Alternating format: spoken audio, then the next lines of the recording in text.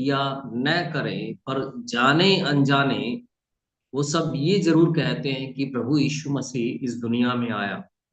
നിങ്ങൾ ചോദിക്കും അതെങ്ങനെയാ ആരും പറഞ്ഞു ഞങ്ങൾ കേൾക്കുന്നില്ലല്ലോ എന്നൊരു പക്ഷേ സഹോദരങ്ങളെ നിങ്ങൾ ചോദിച്ചേക്കാം. अब शायद आप ये पूछ सकते हैं कि हमने तो नहीं सुना, सब लोग तो ऐसा नहीं बोलते। നിങ്ങൾക്കറിയാമോ, ലോകത്തിന്റെ ചരിത്രത്തെ അല്ലെങ്കിൽ സമയത്തെ രണ്ടായിട്ട് തിരിക്കുന്നുണ്ട്, BC അല്ലെങ്കിൽ AD എന്ന് പറഞ്ഞു. आपको पता होगा दुनिया के इतिहास को या समय को दो हिस्सों में बांटा गया है, जिसको ईसा पूर्व और ईसा पश्चात कहा जाता है। നിങ്ങൾ ലോകത്തിൽ ആരോടെങ്കിലും ഒന്ന് ചോദിച്ചു നോക്ക്, നിങ്ങൾ BC-യിലാണോ AD-യിലാണോ താമസിക്കുന്നത്, ജീവിക്കുന്നതെന്ന് ചോദിച്ചാൽ അവരെല്ലാവരും പറയും AD-യിലാണ് ജീവിക്കുന്നത്. अगर आप लोगों से पूछे कि आप बीसी में ईसा पूर्व जी रहे हैं या फिर एडी में हैं, ईसवी सन में जी रहे हैं, तो वो बोलेंगे हम एडी में ईसवी सन में जी रहे हैं। നിങ്ങൾ ചോദിക്കുകയാണെന്ന് വെച്ചോ, നമ്മളിപ്പോ ഏത് വർഷത്തിലാണ് ജീവിക്കുന്നതെന്ന് ചോദിച്ചു കഴിഞ്ഞാൽ അവരെല്ലാവരും പറയും AD 2025 എന്ന്. और अगर आप पूछे किस साल में जी रहे हो, तो सब लोग यही बोलेंगे कि ईसवी सन 2025। അതിന്റെ അർത്ഥം കർത്താവ് ഈ ഭൂമിയിലേക്ക് വന്നപ്പോൾ ഈ ലോകത്തിന്റെ ചരിത്രത്തെ അവിടുന്ന് രണ്ടായിട്ട് തിരിച്ചു എന്നുള്ളതാണ് അതിന്റെ അർത്ഥം. और इसका मतलब यही है कि जब प्रभु इस दुनिया में आया, उसने इस दुनिया के इतिहास को दो हिस्सों में बांट दिया।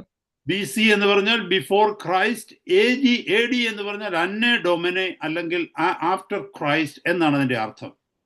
बीसी का मतलब ईसा पूर्व, ईसा से पहले का समय, और एडी मतलब एनो डोमिनी यानी यीशु मसीह का समय या उसके पश्चात का समय। സഹോദരങ്ങളെ, ഇത് തന്നെയാണ് യേശു കർത്താവ് ഒരു വ്യക്തിയുടെ ജീവിതത്തിലേക്ക് വരുമ്പോഴും സംഭവിക്കുന്നത്. भाइयों, जब प्रभु यीशु मसीह किसी की जिंदगी में आता है, तब भी यही होता है। യഥാർത്ഥത്തിൽ ഒരു വ്യക്തിയുടെ ഉള്ളിലേക്ക് കർത്താവ് കടന്നു വന്നാൽ, ആ വ്യക്തിയുടെ ജീവിതത്തിലേക്കോ കുടുംബത്തിലേക്കോ കർത്താവ് കടന്നു വന്നാൽ ഇതാണ് സംഭവിക്കുന്നത്. അവരുടെ ജീവിതത്തിന്റെ ചരിത്രം രണ്ട് ഭാഗമായി മാറും. अगर प्रभु वास्तव में एक व्यक्ति की या एक परिवार की जिंदगी में आता है, तो उनके साथ यही होता है, उनका इतिहास दो हिस्सों में बंट जाता है। അനേകരുടെ ജീവിതത്തിന്റെ സാക്ഷ്യങ്ങൾ നമ്മൾ കേട്ടിട്ടുണ്ട്. യേശു കർത്താവിനെ അറിയുന്നതിന് മുമ്പുള്ള അവരുടെ ജീവിതവും അറിഞ്ഞതിന് ശേഷമുള്ള ജീവിതവും. बहुतों की जिंदगी की गवाहियां हमने सुनी होंगी कि यीशु मसीह को जानने से पहले उनका जीवन कैसा था और यीशु मसीह को जानने के बाद उनका जीवन। സഹോദരങ്ങളെ, നമ്മുടെ ജീവിതത്തിൽ അങ്ങനെ ഉണ്ടായിട്ടുണ്ടോ? കർത്താവിനെ അറിഞ്ഞതിന് ശേഷമുള്ള എന്റെ ജീവിതം എന്ന് പറയുവാൻ തക്കവണ്ണം ഒരു ജീവിതം നമുക്ക് എല്ലാവർക്കും ഉണ്ടോ? भाइयों, क्या हमारी जिंदगी में ऐसा हुआ है? क्या हम सबके पास में कहने लायक एक ऐसी जिंदगी है कि मसीह में आने के बाद मेरी जिंदगी ऐसी है? ജീവിതത്തിൽ എപ്പോഴെങ്കിലും അങ്ങനെ ഒരു നിമിഷം നിങ്ങളുടെ ജീവിതത്തിൽ ഉണ്ടായിട്ടുണ്ടോ? ഇന്നു മുതൽ ഞാൻ മാറുകയാണ് എന്നെടുത്ത തീരുമാനത്തിന്റെ വെളിച്ചത്തിൽ.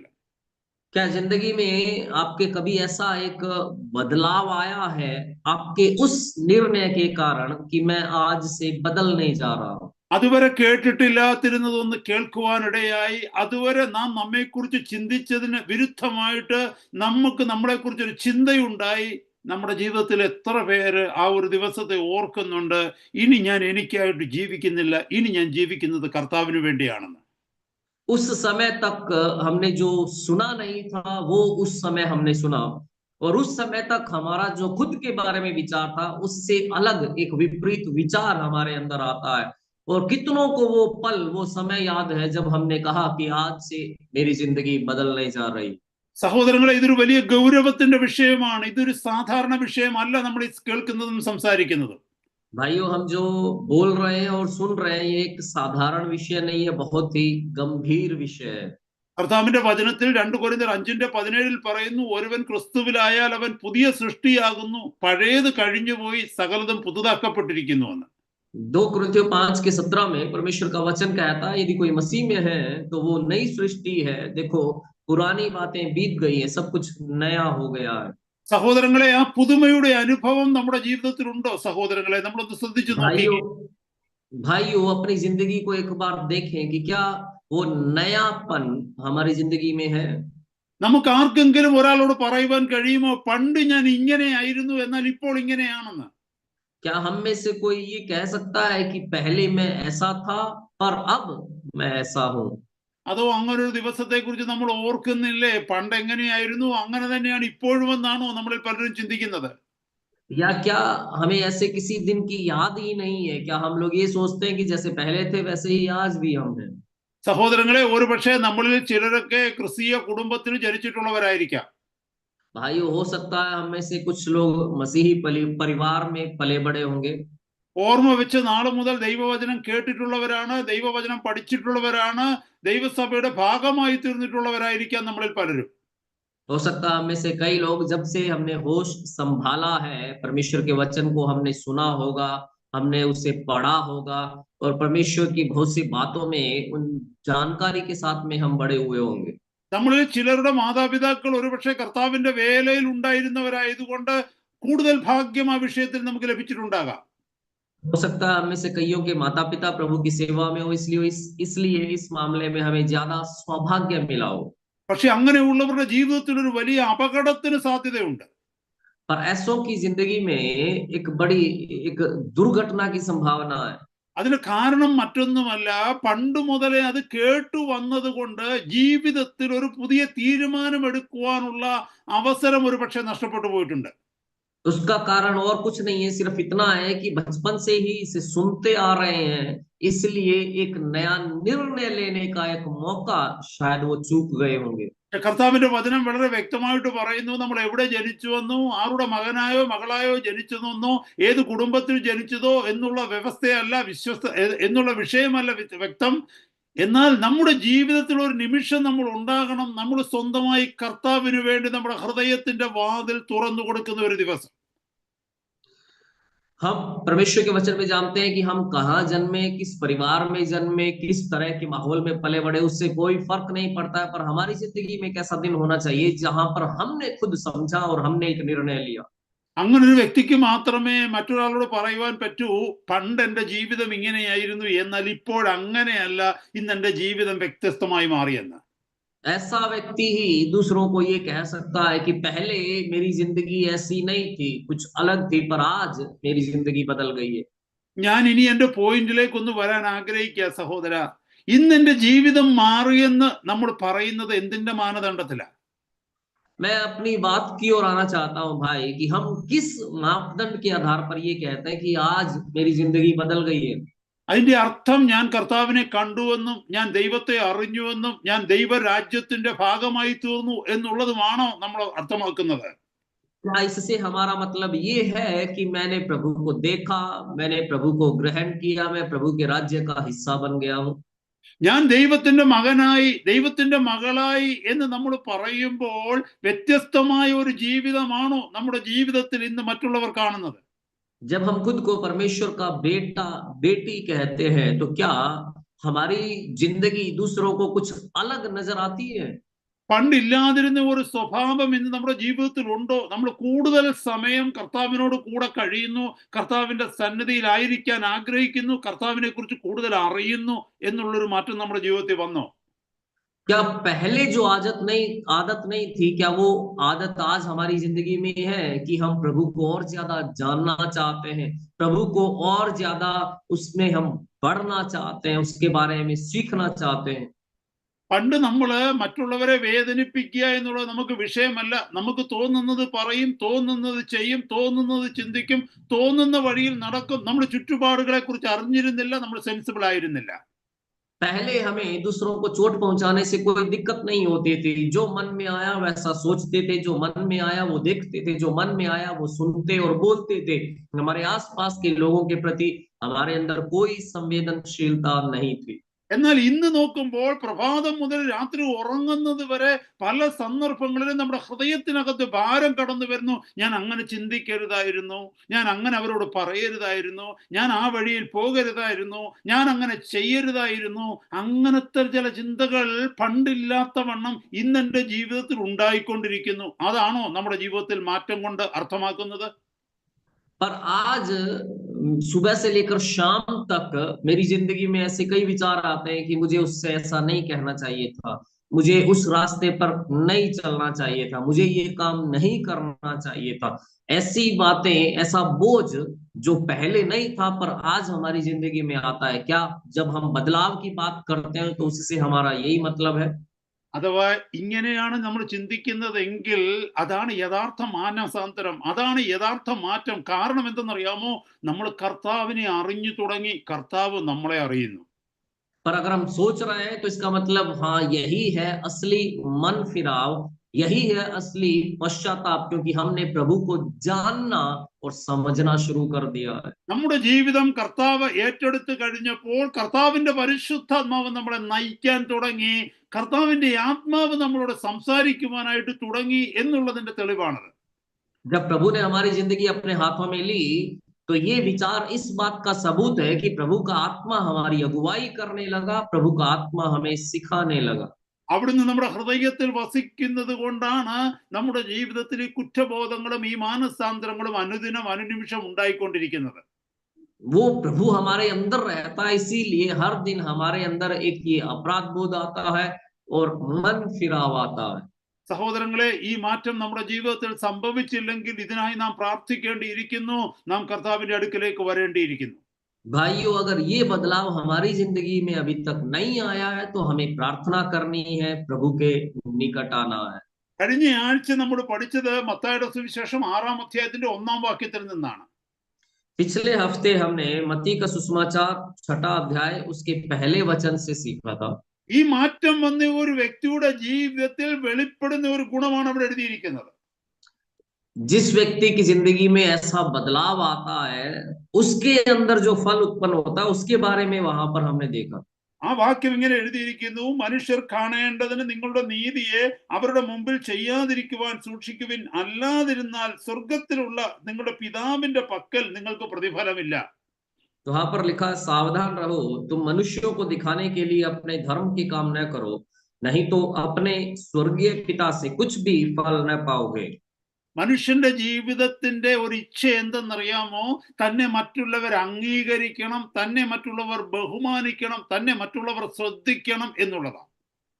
मनुष्य की एक इच्छा होती है कि दूसरे लोग उसकी ओर देखें, दूसरे लोग उसका आदर करें, उसका सम्मान करें, उसको स्वीकारें। വ്യക്തമായിട്ട് നമ്മളൊന്ന് ശ്രദ്ധിക്കണമേ. നമ്മുടെ നാട്ടിലൊക്കെ ആയാലും ഇവിടെയൊക്കെ ആണെങ്കിൽ തന്നെയും ഒരു റോഡ് പണിയുമ്പോൾ ആ റോഡിന് ഒരു വ്യക്തിയുടെ പേരിടാറുണ്ട്. അതുപോലെ ഒരു സ്ഥലത്തിന് ഒരു വ്യക്തിയുടെ പേരിടാറുണ്ട്. അതുപോലെ ഒരു ബിൽഡിംഗ് പണിഞ്ഞാൽ അതിന്റെ വ്യക്തിയുടെ പേരിടാറുണ്ട്. അത് മാത്രമല്ല സഹോദരങ്ങളെ, ചില ചർച്ചുകളിലേക്ക് കടന്നു പോയി കഴിഞ്ഞാൽ അതേലിരിക്കുന്ന ഓരോ ബെഞ്ചിലും ഓരോരുത്തരുടെ പേരെഴുതിയിട്ടുണ്ട്. എന്താ എഴുതിയിരിക്കുന്നത് അറിയാമോ? Donated by so and so, donated by so and so. ഈ അടുത്ത സമയത്ത് ഒരു ചർച്ചിലേക്ക് കടന്നു ചെന്നു, അവിടെ പേരെഴുതാത്ത ഒന്നുമില്ല. നടന്നു പോകുന്ന പാതയില് രണ്ട് സൈഡിലും നല്ല മനോഹരമായ ചില കല്ലുകൾ പിടിപ്പിച്ചിട്ടുണ്ട്. ആ കല്ലുകളിലും എഴുതിയിരിക്കുന്നു ഡൊണേറ്റഡ് बై സോ ആൻഡ് സോ. നിങ്ങൾ ആരെങ്കിലും ഇതൊക്കെ ശ്രദ്ധിച്ചിട്ടുണ്ടോ? आपने देखा होगा कि हमारे यहाँ पे जब भी सड़कें बनती है उस पे नाम लिखा जाता है, कोई जगह बनाई जाती है या कोई इमारत बनाई जाती है, नाम लिखा जाता है। कुछ कलीसिया में जब हम जाते हैं, जो बेंच बैठने की होती है, कुर्सियां होती है, उनके ऊपर भी लिखा होता है। क्या लिखा होता है? दानकर्ता, उसका नाम लिखा होता है। अभी हाल ही में कलीसिया में गया, वहां पर ऐसी कोई जगह नहीं थी जहां पर नाम ना लिखा हो किसी का। चलने का जो रास्ता है उसके दोनों तरफ अच्छे खूबसूरत पत्थर लगे हुए थे, उन पर भी दानकर्ता का नाम लिखा था। സഹോദരങ്ങളെ, ഇത് കാണിക്കുന്ന എന്താണെന്നറിയാമോ? ഈ പറഞ്ഞ വചനത്തിന് നേരെ ഓപ്പോസിറ്റ് അത് കാണിക്കുന്നത്. भाइयों, ये क्या दिखा रहा है? ये जो वचन हमें बताता है इसका ठीक उल्टा है जो हो रहा है। കർത്താവ് ഇവിടെ പറയുകയാണ്, നീ ആർക്കെങ്കിലും ദാനധർമ്മം ചെയ്യുന്നുവെങ്കിൽ നീയും അത് ലഭിച്ച വ്യക്തിയും മാത്രമേ അറിയാവൂ. प्रभु ये कह रहा है कि अगर तू कोई परोपकार का काम करता है तो सिर्फ तुझे और जिसके लिए तू कर रहा है, सिर्फ उन दोनों को ही पता होना चाहिए। എങ്കിൽ മാത്രമേ അത് ദൈവനാമ മഹത്വത്തിനായിട്ട് തീരത്തുള്ളൂ. എങ്കിൽ മാത്രമേ കർത്താവിന്റെ മഹത്വത്തിൽ അല്ലെങ്കിൽ കർത്താവിന്റെ ഹിതത്തിനു വേണ്ടി നീ കൊടുത്തു എന്ന് വരികയുള്ളൂ. केवल तभी उससे प्रभु के नाम की महिमा होगी, केवल तभी उससे ये पता चलेगा कि तूने प्रभु की महिमा के लिए इसे किया है। പലപ്പോഴും നമ്മൾ മറ്റുള്ളവരെ സഹായിക്കുകയും മറ്റുള്ളവർക്ക് ഉപകാരങ്ങൾ ചെയ്യുകയും ചെയ്യുമ്പോൾ ഉള്ളിന്റെ ഉള്ളിൽ ഒരു ചിന്ത വരത്തില്ലേ, എന്റെ കർത്താവിന് അത് പ്രസാദമായി തീരണം, സ്വർഗത്തിൽ എനിക്ക് അത് പ്രതിഫലം ഉണ്ടായതായി തീരണമെന്ന് നമ്മൾ പറയാറില്ലേ ഉള്ളില്? बहुत बार जब हम दूसरों का भला करते हैं, कोई परोपकार का काम करते हैं, तो क्या हम अपने अंदर नहीं कहते कि हाँ, इससे प्रभु प्रसन्न होना चाहिए, ये प्रभु की इच्छा के अनुसार होना चाहिए। സഹോദരങ്ങളെ, അങ്ങനെ ഒരു ആഗ്രഹമാണ് നമ്മുടേതെങ്കിൽ ദൈവവചനം പറയുന്നു, വേറൊരു വ്യക്തിയും അത് അറിയാതിരിക്കാൻ നമ്മൾ സൂക്ഷിക്കണം, എങ്കിൽ മാത്രമേ സ്വർഗത്തിൽ നിന്ന് നമുക്ക് പ്രതിഫലം ഉണ്ടാകത്തുള്ളൂ.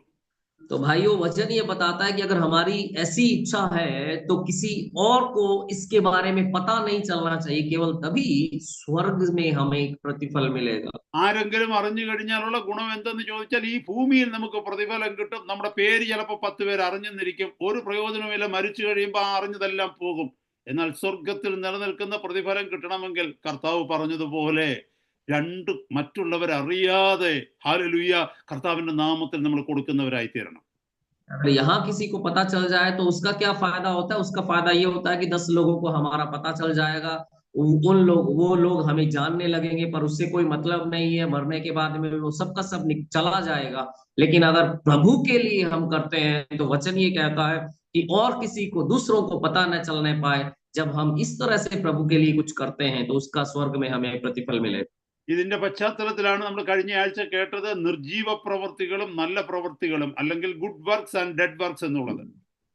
और इसी के संदर्भ में हमने पिछले हफ्ते मृत्यु के मरणहार कार्य और भले कार्य, इन दोनों के बारे में हमने देखा था।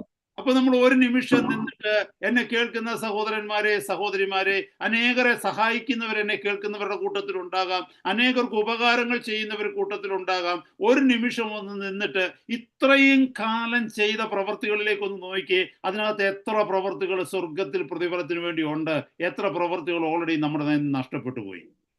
भाइयों और बहनों, जब हम ये सुन रहे हैं, एक पल लेकर आप सोच कर देखिएगा, मुझे सुनने वाले कई लोग ऐसे होंगे जो दूसरों की काफी मदद करते होंगे, दूसरों के लिए भलाई करने वाले, परोपकार का काम करने वाले कई लोग मेरी बात को सुन रहे होंगे। आप एक पल लेकर सोच कर देखिएगा कि अभी तक हमने जो कुछ किया है उसके लिए हमने स्वर्ग में कितना प्रतिफल अभी तक हमारे लिए रखा गया है। നിങ്ങൾ ചെയ്ത ഏതെങ്കിലും ഒരു കാര്യം, അത് പണം കൊടുത്തതായിക്കൊള്ളട്ടെ, ശരീരം കൊണ്ട് സഹായിച്ചതായിക്കൊള്ളട്ടെ, മറ്റു നിങ്ങളുടെ കോണ്ടാക്ട്സ് കൊണ്ട്, ഇൻഫ്ലുവൻസ് കൊണ്ട് മറ്റുള്ളവരെ ഹെൽപ്പ് ചെയ്തായിക്കൊള്ളട്ടെ, എന്തുമായിക്കൊള്ളട്ടെ, അത് വേറൊരാൾ അറിയണമെന്ന് പറഞ്ഞ് നിങ്ങളത് പബ്ലിഷ് ചെയ്തിട്ടുണ്ടെങ്കിൽ അതിന്റെ പ്രതിഫലം ഇല്ല എന്നുള്ളത് സുനിശ്ചിതമാണ്. चाहे आपने पैसा देकर कुछ किसी की मदद की हो, अपने शरीर से मेहनत के द्वारा कुछ किसी का भला किया हो, या फिर अपने संपर्कों के द्वारा किसी की भलाई की हो, अगर आपने दूसरों को दिखाने के लिए ये काम किया है तो सीधा सा मतलब उसका ये है कि आपके लिए अब कोई प्रतिफल नहीं बचा है। അതുകൊണ്ട് ഇന്നു മുതൽ ചെയ്യേണ്ട കാര്യം, മുന്നോട്ടുള്ള സമയം എത്രയുണ്ടെന്ന് നമുക്ക് അറിയുകയില്ല. ഇന്നു മുതൽ നാം ഒരു തീരുമാനമെടുക്കണം. ഈ വചനത്തിന്റെ വെളിച്ചത്തിൽ ആരെ ഞാൻ ഇനി സഹായിച്ചാലും, ആർക്ക് ഞാൻ ഹെൽപ്പ് ചെയ്താലും, ആർക്ക് ഉപകാരം ചെയ്താലും ശരി, ഞാനും ആ വ്യക്തിയും അല്ലാതെ മൂന്നാമതൊരു വ്യക്തി അറിയുവാനിടയാവരുത്. तो इसलिए इस वचन के आधार पर आज से आगे हमारा कितना समय बाकी है हमें नहीं पता, पर आज से हम एक निर्णय लें कि अब से अगर मैं किसी की मदद करूंगा, किसी के लिए कुछ भला परोपकार का काम करूंगा, तो सिर्फ मुझे और उस व्यक्ति को ही उसका पता होगा और किसी को उसका पता नहीं चलेगा।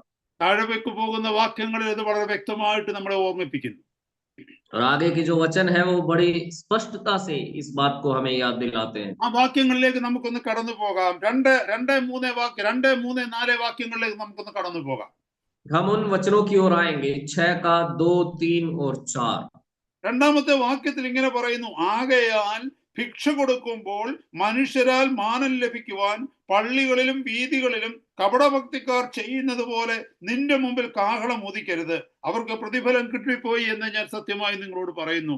നീയോ ഭിക്ഷ കൊടുക്കുമ്പോൾ നിന്റെ ഭിക്ഷ രഹസ്യത്തിലായിരിക്കേണ്ടതിന് വലം കൈ ചെയ്യുന്നത് എന്തേന്ന് ഇടം കൈ അറിയരുത്, രഹസ്യത്തിൽ കാണുന്ന നിന്റെ പിതാവ് നിനക്ക് പ്രതിഫലം തരും. इसलिए जब तू दान करे तो अपने आगे तुरही न बजवा, जैसे कपटी सभाओं और गलियों में करते हैं, ताकि लोग उनकी बड़ाई करें। मैं तुमसे सच कहता हूं कि वे अपना प्रतिफल पा चुके। परंतु जब तू दान करे तो जो तेरा दाहिना हाथ करता है उसे तेरा बायां हाथ न जानने पाए, ताकि तेरा दान गुप्त रहे, और तब तेरा पिता जो गुप्त में देखता है तुझे प्रतिफल देगा। ഇവിടെ എഴുതിയിരിക്കുന്ന വാക്കൊന്ന് ശ്രദ്ധിച്ചേ. ഭിക്ഷ കൊടുക്കുമ്പോൾ, ആവർത്തിച്ച് എഴുതിയിരിക്കുന്ന ഒരു വാക്കാണ് ഭിക്ഷ കൊടുക്കുമ്പോൾ. यहाँ पर देखिए, ये बार बार एक शब्द जो दोहराया गया वो है जब तू दान करे, जब तू दान करे। ഈ ദാൻകര എന്ന് പറയുമ്പോൾ അതിനകത്ത് ഹിന്ദിയിലെ ഏതർത്ഥത്തിലാണ് എടുക്കുന്നതെന്ന് എനിക്കറിയില്ല. പക്ഷേ മലയാളത്തിൽ ഭിക്ഷ കൊടുക്കുക എന്ന് പറഞ്ഞാൽ നമ്മൾ ചിന്തിക്കുന്നത് ഈ ദരിദ്രരായ മനുഷ്യരൊക്കെ നമ്മുടെ വീടിന്റെ മുമ്പിൽ വന്ന് കൈനീട്ടുമ്പോൾ അവർക്ക് കൊടുക്കുന്നതാണ്, അല്ലെങ്കിൽ റോഡരികിൽ ഇരുന്ന് വല്ലതും താ എന്ന് പറയുമ്പോൾ അവരുടെ കൊച്ചു പാത്രത്തിലേക്ക് ഇട്ട് കൊടുക്കുന്ന നാണയത്തുട്ടിനാണ് ഭിക്ഷ എന്നാണ് മലയാളത്തിൽ പറയുന്നത്. हिंदी में जब दान लिखा है तो उसका क्या मतलब है पता नहीं, पर मलयालम में जो शब्द इस्तेमाल किया गया है वो ये है कि जब कोई हमारे सामने भीख मांगता है, हम उसके उस कटोरे के अंदर या घर के हमारे सामने कोई मांगने के लिए आता है, कि उसके कटोरे में हम 1-2 का सिक्का हम डाल देते हैं, वो उस अर्थ में मलयालम में इस शब्द का इस्तेमाल किया गया। എന്നാൽ ഇതിന്റെ റൂട്ട് മീനിങ്, അല്ലെങ്കിൽ ഇംഗ്ലീഷിൽ എഴുതിയിരിക്കുന്നു ആംസ് എന്നാണ് എഴുതിയിരിക്കുന്നത്. അതായത് ഈ ഭിക്ഷ എന്നുള്ളതിന് ഇംഗ്ലീഷ് വേർഡ് കിങ് ജെയിംസിൽ എഴുതിയിരിക്കുന്ന ആംസ് എന്നാണ്. ഇതിന്റെ റൂട്ട് മീനിങ്ങിലേക്ക് പോയാൽ ഈ ഭിക്ഷ എന്നുള്ള വാക്ക് തർജ്ജമ ചെയ്തിരിക്കുന്നതിന്റെ റൂട്ട് മീനിങ് എന്താന്ന് ചോദിച്ചാൽ ഹൃദയത്തിന്റെ ഉള്ളിൽ നിന്ന് നന്മ ചെയ്യുക, ആ നന്മയെ കുറിച്ചാണ് പറയുന്നത്. और अगर हम इसके जो मूल अर्थ के बारे में देखें जो इसका इस्तेमाल किया गया है, तो इस शब्द को जो इस्तेमाल किया गया वो है कि दिल की गहराई से भलाई करना, किसी का उपकार परोपकार करना। അതുകൊണ്ട് ഈ പാവപ്പെട്ട മനുഷ്യർക്ക് അല്ലെങ്കിൽ ഭിക്ഷക്കാർക്ക് കൊടുക്കുന്നതിനെ അല്ല ഭിക്ഷയെന്ന് ഇവിടെ എഴുതിയിരിക്കുന്നത് എന്ന് നമ്മൾ മനസ്സിലാക്കണം. तो हमें ये समझना है कि जो हम गरीब भिखारी को जो भीख देते हैं उसके बारे में यहाँ पर नहीं लिखा है। ലോകത്തിൽ നമ്മൾ ആർക്ക് നന്മ ചെയ്യുന്നുവോ ആ നന്മയെല്ലാം തന്നെ ഈ ഡെഫിനിഷനകത്ത് വരും. दुनिया में हम जिसकी भी भलाई करते हैं वो सारी की सारी भलाई इसी अर्थ में, इसी परिभाषा में आती है। അത് പണം മാത്രം കൊടുക്കുന്നതല്ല, നമ്മുടെ ശരീരം കൊണ്ട് പ്രയത്നിക്കുന്നതായിക്കൊള്ളട്ടെ, ഒരാളെ സഹായിക്കുവാൻ തക്കവണ്ണം ആ വ്യക്തിയുടെ അടുത്ത് പോകുന്നതായിക്കൊള്ളട്ടെ, കഷ്ടതയിലിരിക്കുന്ന ഒരാളിന്റെ അടുത്ത് പോയിട്ട് അവരെ ബലപ്പെടുത്തുന്നതായിക്കൊള്ളട്ടെ, എന്ത് നന്മ മറ്റൊരാളുടെ ആശ്വാസത്തിന് വേണ്ടി ചെയ്യുന്നുവോ അതെല്ലാം തന്നെ ഈ വാക്കിനകത്ത് വരും. वो सिर्फ पैसा देकर मदद करना ही नहीं है, चाहे आपने अपनी मेहनत से किसी का भला किया हो, चाहे आप किसी की मदद करने के लिए उसके पास गए हो, या जो शोकित है उसके पास आप जाकर बैठे हो, आपने दूसरों को सांत्वना देने के लिए, दिलासा देने के लिए जो कुछ भी भलाई का काम किया है वो सब इस परिभाषा के अंदर आता है। വളരെ ശ്രദ്ധയോടെ തന്നെ കേൾക്കണമേ സഹോദരങ്ങളെ ഈ വിഷയത്തിൽ. കാരണം എന്തെന്ന് ചോദിച്ചു കഴിഞ്ഞാൽ പലപ്പോഴും നാം മറ്റുള്ളവർക്ക് വേണ്ടി നമ്മുടെ സൗകര്യങ്ങളെ മാറ്റി നിർത്തിയിട്ട് മറ്റുള്ളവർക്ക് വേണ്ടി നാം ഇറങ്ങി പുറപ്പെടുമ്പോൾ അതിൽ നാം ആഗ്രഹിക്കുന്നത് എൻ്റെ കർത്താവിന് ഇത് പ്രസാദകരമായി തീരണമെന്നുള്ളതാണ്. भाई और बहनों, बड़े ध्यान से मेरी बात तो सुनिएगा कि जब हम दूसरों की भलाई करते हैं, दूसरों के लिए कुछ परोपकार के काम करते हैं, प्रभु के नाम से जब हम करते हैं, तो जरूरी है कि हम जो कर रहे हैं, दूसरों का भला जो कर रहे हैं, उससे प्रभु प्रसन्न हो, वो खुश होने पाए। നമുക്കുള്ള ആത്മീയ പ്രതിഫലം നഷ്ടപ്പെട്ടു പോകാതിരിക്കുവാൻ തക്കവണ്ണമാണ് ഇതിന്റെ അർത്ഥം വ്യക്തമായി നാം മനസ്സിലാക്കേണ്ടത്. और हमें इसको इस अर्थ में लेना है कि हमारा आत्मिक प्रतिफल कहीं हम खो ना बैठे। ഇവിടെ ശ്രദ്ധിച്ചു നോക്കണമേ, ആകയാൽ എന്ന് പറഞ്ഞാൽ മുകളിൽ എഴുതിയിരിക്കുന്നു ദൈവത്തെ മാത്രം പ്രസാദിപ്പിക്കുന്നവണ്ണം മനുഷ്യർക്ക് പ്രസാദകരമായി തീരുവാൻ ആഗ്രഹിക്കാതെ വണ്ണം നാം ഭിക്ഷ കൊടുക്കണമെന്നാണ് 1-ാമത്തെ വാക്യത്തിൽ എഴുതിയിരിക്കുന്നത്. അതുകൊണ്ട് ആകയാൽ. और पहले वचन में जो लिखा है वो यही है कि मनुष्यों को दिखाने के लिए नहीं, पर स्वर्गीय पिता को प्रसन्न करने के लिए हमें अपने धर्म के या परोपकार के काम करने हैं। इसलिए മനുഷ്യരാൽ മാനം ലഭിക്കുവാൻ പള്ളികളിലും വീതികളിലും കപടഭക്തിക്കാർ ചെയ്യുന്നത് പോലെ നിന്റെ മുമ്പിൽ കാഹളം ഊതിക്കരുത്. जब तू दान करे तो अपने आगे तुरही न बजवा, जैसे कपटी सभाओं और गलियों में करते हैं। അവരെന്താ ചെയ്തുകൊണ്ടിരുന്നറിയാമോ? അവരാർക്കെങ്കിലും നന്മ ചെയ്ത് കഴിഞ്ഞിട്ട് അവര് പറയത്തില്ല, പക്ഷെ അവര് മറ്റുള്ളവരെ കൊണ്ട് പറയിപ്പിക്കും ഇന്നയാള് എന്നെ സഹായിച്ചു എന്ന്. अब वो क्या करते हैं, जब दूसरों की मदद करते हैं तो वो खुद नहीं बोलते, पर किसी दूसरे से बुलवाते हैं कि इस आदमी ने मेरी मदद की। ഇവിടെ പറയുന്ന വാക്കുകൾ നോക്കണമേ, പള്ളികളിലും വീതികളിലും കപടഭക്തിക്കാർ ചെയ്യുന്നത് പോലെ എന്ന് പറഞ്ഞാൽ പബ്ലിക്കിന്റെ മുമ്പിൽ 10 പേര് ഇത് അറിയണമെന്നുള്ള ആഗ്രഹത്തിൽ നാം സ്വയം പറയുകയോ മറ്റുള്ളവരെ കൊണ്ട് പറയിപ്പിക്കുകയോ ചെയ്യുന്നുവെങ്കിൽ അതിവിടെ പറയുന്നു ഒരു പ്രയോജനവുമില്ലാത്ത നിർജീവ പ്രവൃത്തിയായിട്ട് അത് തീരുമെന്ന്. यहाँ पर देखिए जो लिखा है कि जैसे कपटी सभाओं और गलियों में करते हैं, यानी वो चाहे खुद बोले या दूसरों से बुलवाएं, इस उद्देश्य से कि लोगों को उनके बारे में पता चले, लोग उनकी बड़ाई करें।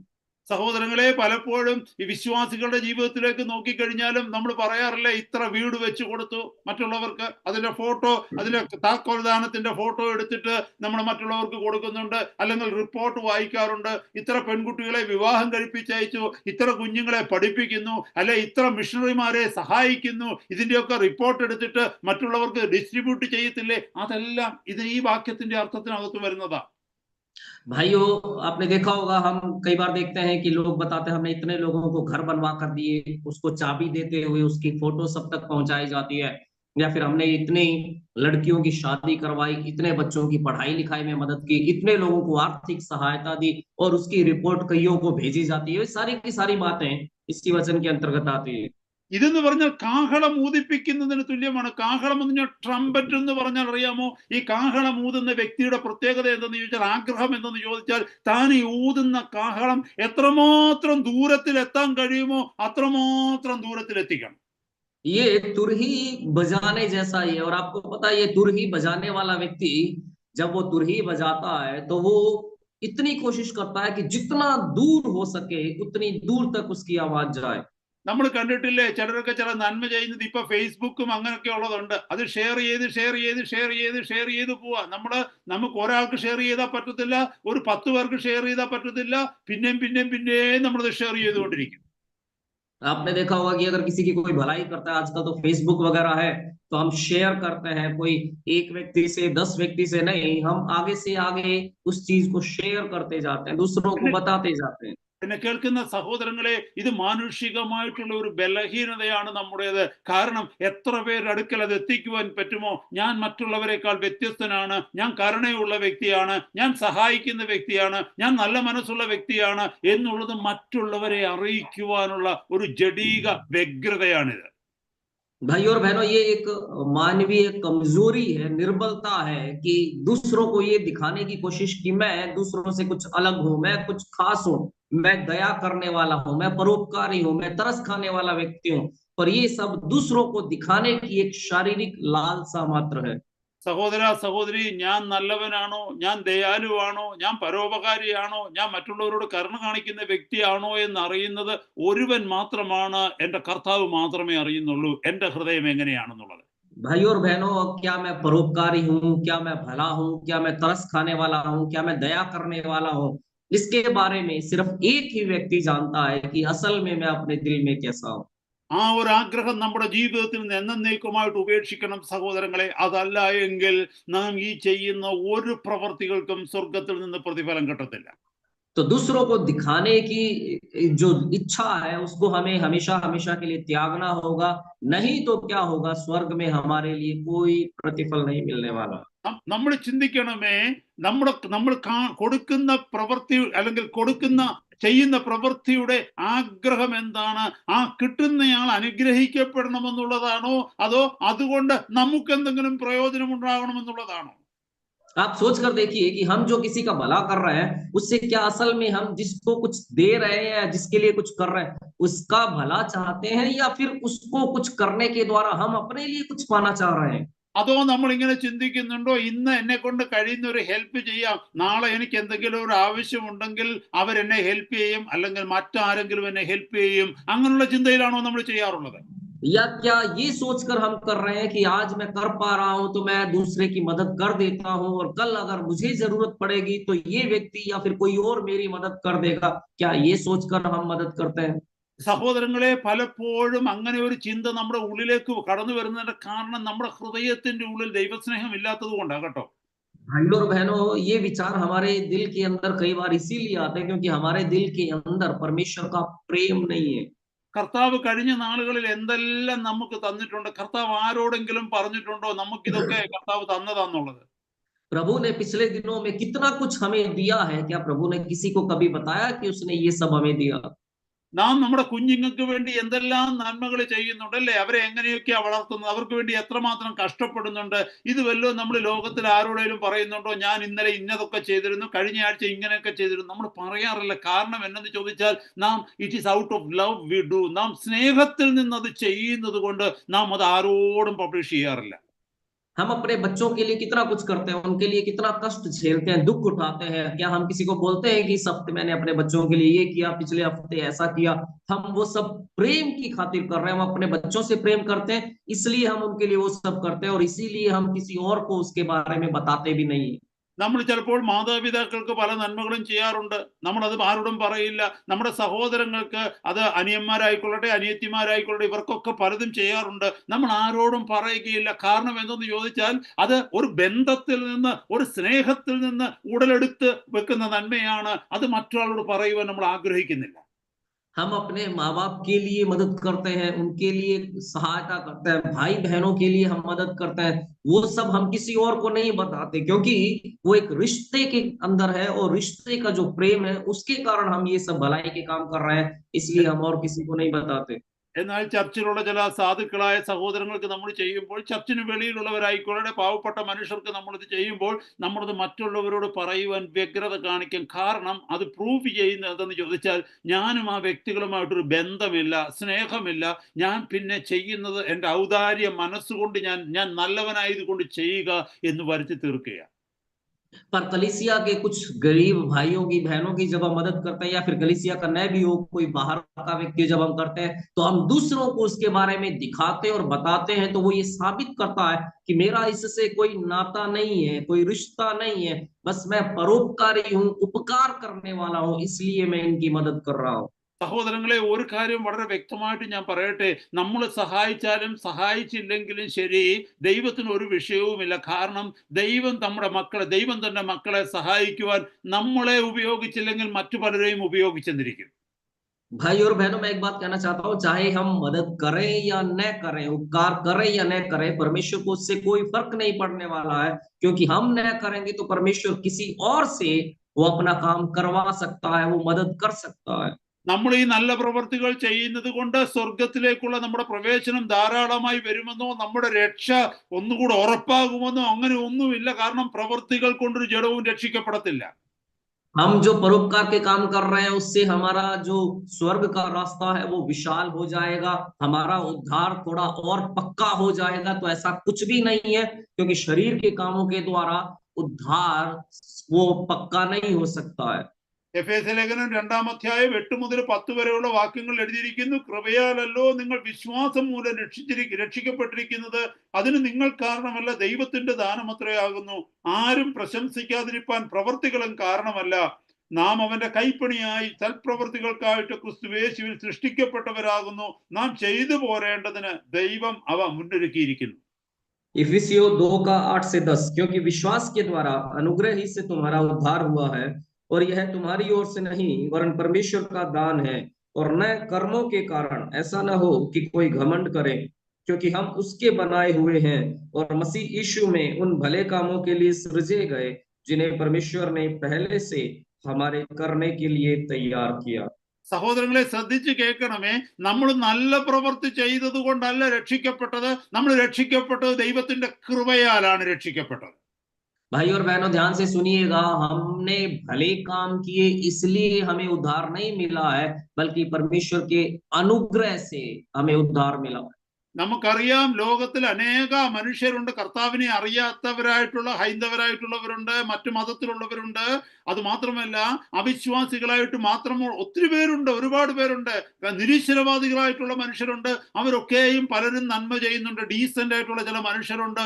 അവർ ചെയ്യുന്ന നന്മയെക്കുറിച്ച് അവർ ആരോടും പറയാതെ ഈ പറഞ്ഞ വചനപ്രകാരം ജീവിക്കുന്നവരുണ്ട്. അവരെ കുറിച്ച് ചിന്തിച്ചിട്ട് നിങ്ങൾ ഒരിക്കലും കരുതരുത് അവർ സ്വർഗത്തിലെത്തുമെന്ന്. दुनिया में ऐसे बहुत सारे लोग हैं जो दूसरे धर्मों के हैं, नास्तिक लोग हैं, इतने भले मनुष्य हैं जो दूसरों की भलाई करते हैं और इस वचन के अनुसार चल रहे हैं कि वो किसी को कुछ नहीं बताते हैं, सब कुछ अपना गुप्त में करते हैं। पर आप में से कोई ये मत सोचिएगा कि अपने भले कामों के कारण या दान परोपकार के कारण वो स्वर्ग में पहुंचेंगे। ഈ വിഷയം പഠിച്ചുകൊണ്ടിരിക്കുമ്പോൾ സ്വാഭാവികമായിട്ട് ഇങ്ങനത്തെ ചിന്തകൾ നമ്മുടെ ഹൃദയത്തിലേക്ക് കടന്നു വരും. ഈ വചനപ്രകാരം ജീവിക്കുന്ന ഒത്തിരി മനുഷ്യരുണ്ടല്ലോ, അവരൊക്കെ സ്വർഗത്തിലെത്തുമെന്ന്. ഇല്ല, നമ്മൾ രക്ഷിക്കപ്പെട്ടത് കൃപയാലാണ്. കർത്താവായ യേശുവിന് വേണ്ടി നമ്മുടെ ജീവിതത്തെ സമർപ്പിച്ചു. യേശു എന്റെ കർത്താവാണെന്ന് നമ്മൾ വിശ്വസിച്ചു. അവൻ എനിക്ക് വേണ്ടി മരിച്ചു എന്ന് വിശ്വസിച്ചു. അവിടുത്തെ രക്തം എന്നെ കഴുകി ശുദ്ധീകരിച്ചു എന്ന് വിശ്വസിച്ചു. അവിടുത്തെ കർത്തൃത്വത്തിന് എന്നെ ഏൽപ്പിച്ചു കൊടുത്തത് കൊണ്ട് കൃപയാൽ ഞാൻ രക്ഷിക്കപ്പെട്ട് സ്വർഗത്തിന് അവകാശിയായി തീർന്നു. अब जब हम इस विषय के बारे में सीख रहे हैं तो एक शक मन में आ सकता है कि इस वचन के आधार पर जीने वाले जो लोग हैं, भलाई करने वाले जो लोग हैं, क्या वो स्वर्ग में जाएंगे? नहीं जाएंगे, क्योंकि वचन ये कहता है हमारा उद्धार विश्वास के द्वारा अनुग्रह ही से हुआ है। हमने विश्वास किया कि यीशु मसीह वो इस दुनिया में आया, यीशु मसीह मेरे पापों के लिए मरा, यीशु मसीह ने मेरे पापों को अपने ऊपर उठा लिया। हमने उस पर विश्वास किया और यीशु मसीह के लहू ने मुझे धोकर शुद्ध कर दिया है। इस पर हमने विश्वास किया। उस पर विश्वास करने के द्वारा हमने उसको अपना प्रभु माना, इसलिए हमें उद्धार मिला। പിന്നെ എവിടെയാണ് പ്രവർത്തികൾക്ക് സ്ഥാനം വരുന്നത്? കർത്താവ് പറയുന്നു, നീ സഹായിക്കുമ്പോൾ മറ്റുള്ളവർ അറിയാതെ കൊടുക്കണമെന്നുള്ള പ്രവർത്തികൾക്കുള്ള സ്ഥാനം പിന്നെ എവിടെയാണ് വരുന്നത്? तो फिर ये कर्मों की बात, काम की बात कहां पर आती है? जो प्रभु कहता है कि यदि तू किसी की मदद करे तो दूसरों को दिखाने के लिए मत करना, तो ये काम जो है वो कहाँ आते हैं? ഈ 2-ാം അധ്യായത്തിന്റെ 10-ാമത്തെ വാക്യത്തിൽ നമ്മൾ വായിച്ച വാക്യം ഒന്നുകൂടെ ശ്രദ്ധിച്ച്, നാം അവന്റെ കൈപ്പണിയായി സൽപ്രവൃത്തികൾക്കായിട്ട് ക്രിസ്തുവേശുവിൽ സൃഷ്ടിക്കപ്പെട്ടവരാകുന്നു, നാം ചെയ്തു പോരേണ്ടതിന് ദൈവം അത് മുന്നൊരുക്കിയിരിക്കുന്നു. इफिसियों 2 का 10 एक बार फिर से ध्यान से देखिएगा, क्योंकि हम उसके बनाए हुए हैं और मसीह यीशु में उन भले कामों के लिए सृजे गए जिन्हें परमेश्वर ने पहले से हमारे करने के लिए तैयार किया। 8-ാമത്തെ വാക്യത്തിൽ പറയുന്നു നിങ്ങൾ കൃപയാൽ രക്ഷിക്കപ്പെട്ടത് പ്രവൃത്തികളാൽ അല്ലെന്ന്. എന്നാൽ 10-ാമത്തെ വാക്യത്തിൽ പറയുന്നു നിങ്ങൾ രക്ഷിക്കപ്പെട്ടതിന്റെ പിന്നിൽ ഒരു ഉദ്ദേശമുണ്ട്. എന്തിനെന്നറിയാമോ? കർത്താവ് സൽഗുണ സമ്പൂർണനായിരിക്കുന്നത് പോലെ നിങ്ങളും സൽപ്രവൃത്തികൾക്ക് വേണ്ടി കർത്താവിനാൽ രക്ഷിക്കപ്പെട്ടവരാ. 8वां वचन कहता अनुग्रह से तुम्हारा उद्धार हुआ, और 10वां वचन कहता हमारे उद्धार के पीछे एक उद्देश्य है, और वो उद्देश्य क्या है? जैसे हमारा प्रभु भलाई करता है वैसे ही हमें भी भलाई करना है, वो काम जिन्हें प्रभु ने हमारे लिए ठहराया है। അതുകൊണ്ട് എന്നെ കേൾക്കുന്ന സഹോദരങ്ങളെ, ഇവിടെ ഇരിക്കുന്നവർ ആരും ചിന്തിക്കരുത് എനിക്ക് പ്രവൃത്തി കൊണ്ടല്ല ഞാൻ സ്വർഗത്തിൽ പോകുന്നത്, അതുകൊണ്ട് എനിക്ക് പ്രവൃത്തിയുടെ ആവശ്യമില്ലെന്ന് ചിന്തിക്കരുത്. കാരണം ഇവിടെ എഴുതിയിരിക്കുന്നു, നിന്നെ രക്ഷയിലേക്ക് കൊണ്ടുവന്നത്, നിന്നെ കർത്താവിന്റെ മകനാക്കി മകളാക്കി തീർത്തത് എന്തിനെന്നറിയാമോ? ഈ ലോകം നിന്നിലൂടെ ചില നന്മകൾ അനുഭവിക്കുവാനാണ്, നിന്റെ ജീവിതത്തിലൂടെ സ്വർഗത്തിന്റെ മഹത്വം മറ്റുള്ളവർ കാണുവാനാണ്. तो भाई और बहनों, जब हम इस वचन को सुन रहे हैं तो कोई ये मत सोचिएगा कि मैं अब से भले काम नहीं करूंगा, उसकी जरूरत नहीं है, क्योंकि भले काम मुझे स्वर्ग में नहीं पहुंचा सकते हैं। पर यहाँ पर लिखा है, 10वां वचन कहता है आप जो उद्धार में आए हैं उसके पीछे एक उद्देश्य है। वो उद्देश्य क्या है? कि आपके द्वारा इस दुनिया के लोगों को भलाई मिले, वो परमेश्वर के स्वर्ग के राज्य की महिमा को आपके द्वारा देखें। उस उद्देश्य के लिए परमेश्वर ने आपको उद्धार दिया है। ഇവിടെ ഇരിക്കുന്ന ഓരോരുത്തരും ഒന്ന് ചിന്തിച്ചു നോക്കിയ സഹോദരങ്ങളെ, നിങ്ങളെ കർത്താവ് വീണ്ടെടുത്തത് കൊണ്ട്, നിങ്ങളെ ദൈവമകനാക്കി ദൈവമകളാക്കി കർത്താവ് മാറ്റിയത് കൊണ്ട് ആർക്കെങ്കിലും എന്തെങ്കിലും പ്രയോജനമുണ്ടോ? आप मुझे सुनने वाले एक बार सोच कर देखिएगा, जो आप मसीह में आए हैं, आपको परमेश्वर ने अपना बेटा अपनी बेटी बनाया। परमेश्वर का बेटा बेटी बनने से, परमेश्वर की संतान बनने से क्या आज तक आपसे किसी को कोई फायदा हुआ है? ആർക്കെങ്കിലും ഒരു ആശ്വാസം നമ്മളിൽ നിന്ന് ഉണ്ടായിട്ടുണ്ടോ? ആരുടെയെങ്കിലും കണ്ണുനീര് തുടയ്ക്കുവാൻ നമ്മുടെ ജീവിതത്തിനിടയായിട്ടുണ്ടോ? क्या हमसे किसी को आज तक कोई दिलासा मिली है? क्या हमने आज तक किसी एक के भी आंसू कभी पहुंचे हैं? നമ്മൾ പലപ്പോഴും മറ്റുള്ളവരോട് പറയുന്ന വാക്കാ ഞാൻ പ്രാർത്ഥിച്ചോളാമെന്ന്. बहुत बार दूसरों से ये कहते हैं कि हाँ मैं प्रार्थना करूंगा। നമ്മുടെ മുമ്പിൽ ഒരു സഹോദരനോ സഹോദരിയോ വന്ന് കൈ നീട്ടിയിട്ട് എന്നെ ഒന്ന് ഹെൽപ്പ് ചെയ്യണമെന്ന് പറയുമ്പോൾ പോക്കറ്റിൽ പൈസയുണ്ട്, വാലറ്റിൽ പൈസയുണ്ട്, പക്ഷെ നമ്മൾ പറയും സാരമില്ല പൊയ്ക്കോ ഞാൻ പ്രാർത്ഥിച്ചോളാമെന്ന്. कोई भाई कोई बहन आकर हमारे सामने मदद के लिए हाथ फैलाता है, हमारी जेब में पैसा है, बटुए में पैसा है, पर हम कहते हैं हाँ ठीक है मैं प्रार्थना करूंगा। എന്നെ കേൾക്കുന്ന സഹോദരങ്ങളെ, നമ്മൾ എപ്പോഴും ഈ ഒരു വിഷയത്തിൽ ചിന്തിക്കണമേ. ഇംഗ്ലീഷിൽ 2 വാക്കുകളുണ്ട്. ഒന്ന് നീഡ്, NEED, നീഡ് എന്ന് പറയും. മറ്റേ വാക്ക് വാണ്ട്, WANT, വാണ്ട് എന്ന് പറയും. ദൈവത്തിന്റെ വചനം പറയുന്നത് നീഡുള്ളവരെ സഹായിക്കണമെന്നുള്ളതാണ്, അല്ലാതെ വാണ്ടുള്ളവരെ സഹായിക്കണമെന്നല്ല. परमेश्वर के जनों, 2 शब्द है जिनके बारे में आपको ध्यान रखना, एक है जरूरत और दूसरा है लालसा। परमेश्वर का वचन ये कहता है जो जरूरत में है, जरूरतमंद है, उनकी हमें मदद करनी है। जो लालसा करते हैं उनकी मदद करने के बारे में नहीं कह रहा है वचन यहाँ पे। നിങ്ങളുടെ അടുക്കൽ അല്ലെങ്കിൽ എൻ്റെ അടുക്കൽ ഒരു വ്യക്തി കടന്നു വരുമ്പോൾ എനിക്ക് വ്യക്തമായിട്ട് അറിയാൻ പറ്റും ഈ വ്യക്തി യഥാർത്ഥത്തിൽ ആവശ്യത്തിന്റെ മധ്യത്തിലൂടെ കടന്നു പോവുകയാണോ. ആ വ്യക്തിയുടെ അനുഭവം നമ്മൾ അറിയുമ്പോൾ എന്നെ കേൾക്കുന്ന സഹോദര സഹോദരി നമുക്ക് അവരെ സഹായിക്കുവാൻ തക്കവണ്ണമുള്ള പ്രേരണ ഉണ്ടാവണം. एक व्यक्ति जब मेरे और आपके पास में आता है, उसके माहौल को, उसकी परिस्थितियों के बारे में जब हम सुनते हैं, देखते हैं, तो हम पहचान सकते हैं कि वो व्यक्ति जरूरत में है। तो अगर हमें लगता है कि जरूरत में है तो उसकी मदद करने की एक प्रेरणा मुझे और आपको मिलनी चाहिए। മുമ്പേ പറഞ്ഞതുപോലെ ഈ വാണ്ട് അല്ലെങ്കിൽ എനിക്ക് കിട്ടിയാൽ കൊള്ളാം എന്നുള്ള ആഗ്രഹത്തിന് അവരുടെ ആർഭാടത്തിന് വേണ്ടിയായിരിക്കാം, അല്ലെങ്കിൽ അവരുടെ കംഫർട്ടിന് വേണ്ടിയായിരിക്കും, ലക്ഷോറിയസ് ലൈഫ് സ്റ്റൈലിന് വേണ്ടിയായിരിക്കാം അവർ വന്ന് ചോദിച്ചാൽ അവർക്ക് കടം കൊടുക്കണമെന്നല്ല ഞാൻ പറഞ്ഞത്. मैं ये नहीं कह रहा कि अगर कोई आपके पास में आता है और वो ये इच्छा के साथ में, लालसा के साथ में आता है कि अगर मिल जाए तो उसे अपनी विलासिता में उड़ा दे, अपने आडंबरों पर उड़ा दे, या अपने जो अच्छी जिंदगी के लिए वो जरूरत से ज्यादा खर्च करे, ऐसों को देने की बात मैं नहीं कर रहा हूँ। ഞാൻ മുമ്പേ പറഞ്ഞതുപോലെ പോക്കറ്റിൽ പൈസ ഇരിക്കുമ്പോൾ, വാലറ്റിൽ പൈസ ഇരിക്കുമ്പോൾ വന്ന് ചോദിക്കുന്ന എല്ലാവർക്കും കൊടുക്കണമെന്നല്ല അതിന്റെ അർത്ഥം. ഞാൻ അതിനാണ് ഒന്നുകൂടെ അത് വ്യക്തമാക്കി സംസാരിച്ചത്. और मैंने पहले जो बताया कि जेब में पैसा है, बटुए में पैसा है, तो इसका मतलब ये नहीं है कि जो भी आकर मांग रहा है उसको देना। इसीलिए मैंने उसको थोड़ा और आपको समझाने के लिए दोबारा बोला है। സഹോദരങ്ങളെ, ഈ ഒരു വിഷയത്തിൽ കർത്താവ് കാണിക്കുന്ന കരുണ നമുക്ക് കാണിക്കുവാൻ തക്കവണ്ണം ഇടയാകട്ടെ. भाई और बहनों, इस मामले में प्रभु जो दया दिखाता है वो दया हम भी दिखाने वाले बने। 3-4 വാക്യങ്ങളിലേക്ക് നമുക്ക് വരാം. तीसरे और चौथे वचन की ओर हम आएंगे। 3-ാമത്തെ വാക്യത്തിൽ പറയുന്നു, നീയോ ഭിക്ഷ കൊടുക്കുമ്പോൾ നിന്റെ ഭിക്ഷ രഹസ്യത്തിലായിരിക്കേണ്ടതിന് വലങ്കൈ ചെയ്യുന്നത് എന്ത് എന്ന് ഇടങ്കൈ അറിയരുത്. तीसरा वचन कहता है, परंतु जब तू दान करे तो जो तेरा दाहिना हाथ करता है उसे तेरा बायां हाथ न जानने पाए। ഇതിന്റെ അർത്ഥം ഒന്ന് ചിന്തിച്ചു നോക്കിയേ. എന്റെ വലങ്കൈ ചെയ്യുന്ന കാര്യങ്ങൾ എന്റെ ഇടങ്കൈ അറിയാതിരിക്കുമോ? इसका अर्थ एक बार आप सोच कर देखिएगा कि जो मेरा बायां हाथ कर रहा है या दाहिना हाथ कर रहा है, क्या उसे मेरा बायां हाथ नहीं जानेगा?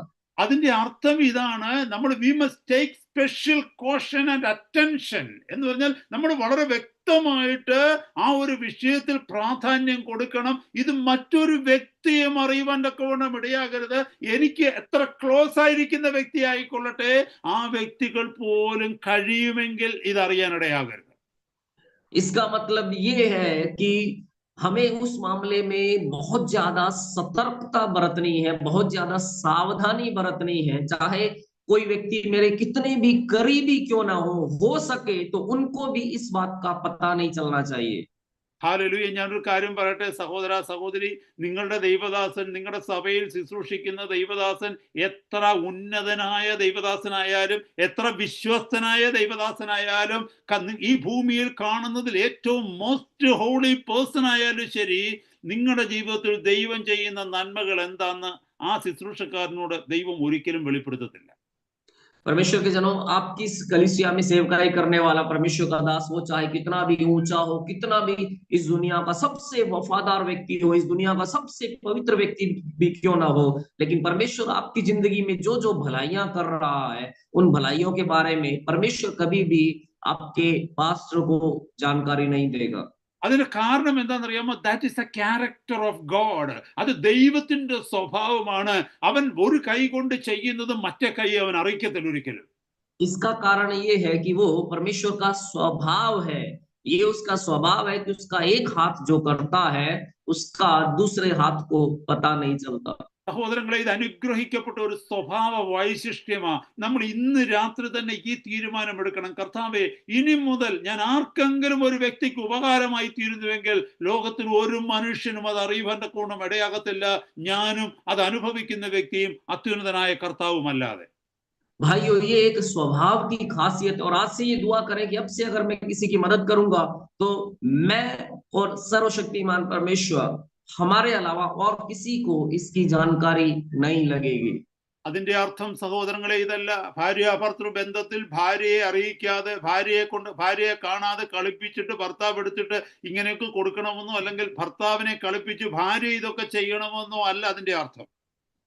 पर इसका मतलब ये नहीं है कि पति पत्नी के रिश्ते में पत्नी से छुपाकर या पति से छुपाकर या पत्नी को भरमाकर या पति को बहकाकर इस तरीके से कुछ करना है, ये नहीं है इसका मतलब। ഭാര്യ ഭർത്തൃ ബന്ധത്തിൽ നിങ്ങൾ പരസ്പരം ഇരുന്ന് ആലോചിച്ച് ചെയ്യേണ്ടത് ചെയ്യണം. എന്നാൽ ചിലര് കർത്താവിനെ അറിയാത്ത ഭാര്യ ഭർത്തൃ ബന്ധങ്ങളിലുണ്ട്. ഭാര്യ ഒന്നും അറിയത്തില്ല, ഭർത്താവ് അറിയത്തില്ല. അങ്ങനെയുള്ള സാഹചര്യങ്ങളിൽ പരിജ്ഞാനത്തോടെ ഇടപെടുക. നീ അധ്വാനിക്കുന്ന വ്യക്തിയാണെങ്കിൽ, നിന്റെ കയ്യിൽ പണം വരുന്നുവെങ്കിൽ തീർച്ചയായിട്ടും കർത്താവിന്റെ ഹിതത്തിന് കീഴ്പ്പെട്ട് കുടുംബത്തിൽ പ്രശ്നങ്ങൾ ഉണ്ടാകാത്ത രീതിയിൽ പരിജ്ഞാനത്തോടെ ഈ വിഷയത്തെ കൈകാര്യം ചെയ്യണം. पति पत्नी एक साथ बैठकर आपस में विचार विमर्श करके इस मामले पर कार्य करें। पर अगर पति पत्नी में से कोई विश्वास में नहीं है, प्रभु में नहीं है, और आप जो विश्वास करते हैं, आप कमाई करने वाले व्यक्ति, आपके हाथ में प्रभु कुछ देता है, तो आप विवेक का इस्तेमाल करते हुए प्रभु की अगुवाई में आप प्रभु की इच्छा के अनुसार कार्य को करें। इस तरीके से करें जिससे आपके परिवार में कोई गड़बड़ ना हो, कोई झगड़ा ना हो। കൊലോസ്യ ലേഖനം 3-ാം അധ്യായത്തിന്റെ 23-ാമത്തെ വാക്യത്തിൽ പറയുന്നത്, നിങ്ങൾ മനുഷ്യർക്ക് ചെയ്യുന്നതൊക്കെയും നിങ്ങൾ ചെയ്യുന്നതൊക്കെയും മനുഷ്യർക്കെന്നല്ല ക്രിസ്തുവിനെന്ന പോലെ മനസ്സോടെ ചെയ്യുവിൻ എന്നൊരു വാക്യം പറയുന്നുണ്ട്.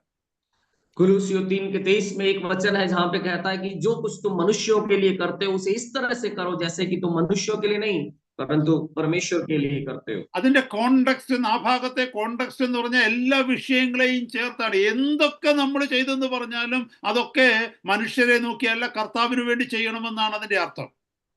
उसका संदर्भ ये है कि सारी बातें मिलाकर जो कुछ हम करते हैं उसे ये सोचकर करना है कि हम मनुष्यों के लिए नहीं परंतु परमेश्वर के लिए कर रहे हैं। സഹോദരങ്ങളെ, ഈ വചനം നമ്മുടെ ജീവിതത്തിൽ ഒന്ന് അപ്ലൈ ചെയ്യണമേ. ഇനി മുതൽ നമ്മൾ ആരെ സഹായിച്ചാലും ശരി, ആരോട് ആശ്വാസവാക്ക് പറയാൻ പോയാലും ശരി, ആർക്ക് വേണ്ടി ഒരു നന്മ പ്രവർത്തിക്കുവാൻ പോയാലും ശരി, ഞാൻ അവരെയല്ല കാണുന്നത്, ഞാൻ എൻ്റെ കർത്താവിനെ എൻ്റെ മുമ്പിൽ കാണുന്നത് എന്നൊരു ചിന്ത നമ്മുടെ മുമ്പിലേക്ക് വരട്ടെ. भाइयों, इस वचन को हम अपनी जिंदगी में लागू कराएं कि अब से अगर मैं किसी की भी मदद करूंगा, किसी के लिए भी दिलासा के 2 शब्द अगर मैं बोलूंगा, किसी की भी अगर भलाई करूंगा, तो मैं उनके लिए नहीं कर रहा, मैं प्रभु के लिए कर रहा हूं। ये विचार हमारे अंदर रहने पाए। അങ്ങനെ വന്നു കഴിഞ്ഞാലുള്ള ഗുണം എന്താണെന്നറിയാമോ? ആ ഒബ്ലിഗേറ്ററി, ആ വ്യക്തികളെല്ലാം എന്നോട് കടപ്പെട്ടിരിക്കുന്നു എന്നുള്ള ചിന്ത നമ്മളിൽ ഇല്ലാതെ വരും. अगर ऐसा करेंगे तो पता है उसका फायदा क्या होगा। उसका फायदा ये होगा कि वो व्यक्ति जिसकी मैं मदद कर रहा हूं वो मेरा कर्जदार हो गया है। वो जो विचार है वो हमारे अंदर से निकल जाएगा। നാളെ അവർ നമ്മുടെ മുമ്പിലൂടെ നടന്നു പോകുമ്പോൾ നമ്മുടെ ഉള്ളിൽ ഒരിക്കലും ചിന്തിക്കത്തില്ല, ഓ ഞാൻ സഹായിച്ച വ്യക്തിയാണല്ലോ, അത് ഇപ്പൊ അവർ പോകുന്ന പോക്ക് കണ്ടില്ലേ എന്ന് നമ്മൾ ചിന്തിക്കത്തില്ല. कल हमारे सामने से वो व्यक्ति निकलेगा तो हमारे अंदर ये विचार नहीं आएगा कि देखो इसकी तो मैंने मदद की थी और अब देखो आज ये कैसे चल रहा है। ये विचार हमारे अंदर नहीं आएगा। നാളെ ആ വ്യക്തി നമ്മളെക്കാളൊക്കെ ഒത്തിരി ഉയർന്നാലും ശരി, ആത്മീകവും ഭൗതികവുമായി ഉയർന്നാലും ശരി, നമ്മുടെ ജീവിതത്തിൽ ഒരു ഭാരം ഉണ്ടാകത്തില്ല. മറ്റുള്ളവരോട് നമ്മൾ പറയത്തില്ല, ഇല്ലാതിരുന്ന ഒരു കാലഘട്ടം ഉണ്ടായിരുന്നു, അന്ന് ഞാനേ ഉണ്ടായിരുന്നു സഹായിക്കാൻ എന്ന് നമ്മൾ ഒരിക്കലും പറയത്തില്ല. कल को वो व्यक्ति आत्मिक और भौतिक रूप से हमसे भी कहीं ज्यादा अगर ऊंचा उठ जाए तो हम लोगों से ये नहीं कहेंगे कि एक टाइम था इसकी जिंदगी में जब कुछ नहीं था इसके पास में, तब मदद करने के लिए सिर्फ मैं ही था। ये हम किसी को नहीं बताएंगे। സഹോദരങ്ങളെ, അതുകൊണ്ട് ഏറ്റവും നല്ലത് ഇതാണ്, നമ്മൾ ആർക്ക് ഉപകാരം ചെയ്താലും, ഒരു കൊച്ചു കുഞ്ഞിനായിക്കൊള്ളട്ടെ, വെളിയിലുള്ള മനുഷ്യർക്കായിക്കൊള്ളട്ടെ, അല്ലെ ദൈവമക്കളായിരിക്കുന്ന സഹോദരങ്ങൾക്കായിക്കൊള്ളട്ടെ, ആർക്ക് ഉപകാരം ചെയ്താലും നമ്മുടെ മുമ്പിൽ കർത്താവ് വരണം. ഞാൻ എൻ്റെ കർത്താവിന് വേണ്ടിയാണ് കൊടുക്കുന്നത്. ആ വ്യക്തികളെ കംപ്ലീറ്റ് ആയിട്ട് മറക്കാനുള്ള കൃപയ്ക്കായിട്ട് ചോദിക്കണം കർത്താവിനോട്. तो भाइयों, प्रभु से ये अनुग्रह मांगे कि चाहे आप किसी बच्चे की मदद करें या विश्वासी भाई बहनों की या फिर विश्वास से बाहर के लोग ही क्यों ना हो, जब भी आप किसी की मदद करते हैं, किसी के लिए कुछ करते हैं, तो आप प्रभु को अपने सामने देखें। उन व्यक्तियों को भूल जाने का एक अनुग्रह प्रभु से मांगे। കർത്താവ് എനിക്ക് തരുന്നു, ഞാനത് മറ്റുള്ളവർക്ക് കൊടുക്കുന്നു. കർത്താവ് എനിക്ക് തന്നിട്ട് കർത്താവ് അത് മറക്കുന്നു, ഞാൻ മറ്റുള്ളവർക്ക് കൊടുത്തിട്ട് ഞാനും അത് മറക്കുന്നു. प्रभु मुझे दे रहा है, प्रभु मुझे देने के बाद में उस चीज को भुला देता है। मैं भी प्रभु के लिए दूसरों को दे रहा हूं, मैं भी दूसरों को देने के बाद में ये दी हुई बात को भुला दे रहा हूं। എന്നെ കേൾക്കുന്ന സഹോദരങ്ങളെ, നിങ്ങൾക്ക് ഒരിക്കലും മുട്ടുണ്ടാകത്തില്ല കേട്ടോ. നിങ്ങളുടെ കയ്യിൽ ഇല്ല എന്ന് പറയുവാൻ ദൈവം അവസരം ഉണ്ടാക്കത്തില്ല. കാരണം ദൈവം നിങ്ങളെ സമൃദ്ധിയോടെ നിറയ്ക്കും. കാരണം നിങ്ങൾക്ക് മറ്റുള്ളവർക്ക് കൊടുക്കുവാനുള്ള ഒരു ഹൃദയമുണ്ടെങ്കിൽ. मुझे सुनने वाले भाइयों, अगर दूसरों को देने का, दूसरों की मदद करने का एक मन अगर आपके अंदर है तो आपको कभी कोई घटी नहीं होगी। आपके सामने आपकी जिंदगी में ऐसा समय नहीं आएगा जब आप कहेंगे कि मेरे हाथ खाली हैं। क्यों? क्योंकि आप दूसरों की मदद करते हैं। 2 കൊരിന്ത്യർ 9 അധ്യായത്തിന്റെ 6-7 വാക്യത്തിൽ വളരെ വ്യക്തമായിട്ട് ആ സത്യം എഴുതിയിരിക്കുന്നു. 2 कुरिन्थियों 9 का 6 और 7 में उस सच्चाई को बड़ी खूबसूरत तरीके से बताया गया। അവിടെ എഴുതിയിരിക്കുന്നു, എന്നാൽ ലോഭമായി വിതയ്ക്കുന്നവൻ ലോഭമായി കൊയ്യും, ധാരാളമായി വിതയ്ക്കുന്നവൻ ധാരാളമായി കൊയ്യും എന്ന് ഓർത്തുകൊള്ളുവിൻ. അവനവൻ ഹൃദയത്തിൽ നിശ്ചയിച്ചതുപോലെ കൊടുക്കട്ടെ, സങ്കടത്തോടരുത്, നിർബന്ധത്താലും അരുത്, സന്തോഷത്തോടെ കൊടുക്കുന്നവനെ ദൈവം സ്നേഹിക്കുന്നു. 2 कुरिन्थियों 9 का 6 और 7, जो थोड़ा बोता है वह थोड़ा काटेगा भी, और जो बहुत बोता है वह बहुत काटेगा। हर एक जन जैसा मन में ठाने वैसा ही दान करे, न कुड़ के और न दबाव से, क्योंकि परमेश्वर हर्ष से देने वाले से प्रेम रखता है। ഇത് എഴുതിയിരിക്കുന്ന കോണ്ടസ്റ്റ് എന്ന് പറയുന്നത് ദൈവസഭയ്ക്ക് കൊടുക്കുന്നതിനെ കുറിച്ചുള്ള ധർമ്മശേഖരത്തെ കുറിച്ചാണ് എഴുതിയിരിക്കുന്നത്. ये परमेश्वर की कलीसिया में दिए जाने वाले जो कोष है, जो एकत्रित किया जाता है धन, उसके बारे में बताया गया है। എന്നാൽ ആ ഇപ്പൊ വായിച്ചു കേട്ട വാക്യങ്ങളിലേക്ക് നോക്കിക്കഴിഞ്ഞാൽ അതാണ് ആ ദൈവത്തിന്റെ പ്രിൻസിപ്പിൾ എന്ന് നമുക്ക് കാണുവാനായിട്ട് കഴിയും. और जिन वचनों को हमने पढ़ा है उसको पढ़ते हैं तो हम ये समझ सकते हैं कि ये सिद्धांत है परमेश्वर का। ഈ പ്രമാണത്തിലാണ് ദൈവം എല്ലാവരെയും അളക്കുന്നത് എന്ന് നമ്മൾ മനസ്സിലാക്കുക. हमें इस बात को समझना है कि परमेश्वर इस व्यवस्था के आधार पर हर एक को जांचता है। നാം ദൈവസഭയ്ക്ക് കൊടുത്താലും ദൈവദാസന്മാർക്ക് കൊടുത്താലും സാധാരണക്കാരായിട്ടുള്ള മനുഷ്യർക്ക് കൊടുത്താലും ശരി, ദൈവത്തിന് ഒരൊറ്റ പ്രമാണമേ ഉള്ളൂ. നീ കൊടുക്കുന്നത് ധാരാളമായി കൊടുക്കുന്നുവെങ്കിൽ നിനക്ക് ധാരാളമായി കിട്ടും. അതല്ല നീ ലോഭമായി മനസ്സോടെ പിടിച്ചു വെച്ചാ കൊടുക്കുന്നതെങ്കിൽ നിന്റെ ജീവിതവും അങ്ങനെയായി തീരും. പക്ഷെ കൊടുക്കുന്നത് ഹല്ലേലൂയ ഔദാര്യ മനസ്സോടെ രഹസ്യത്തിൽ ചെയ്യണം.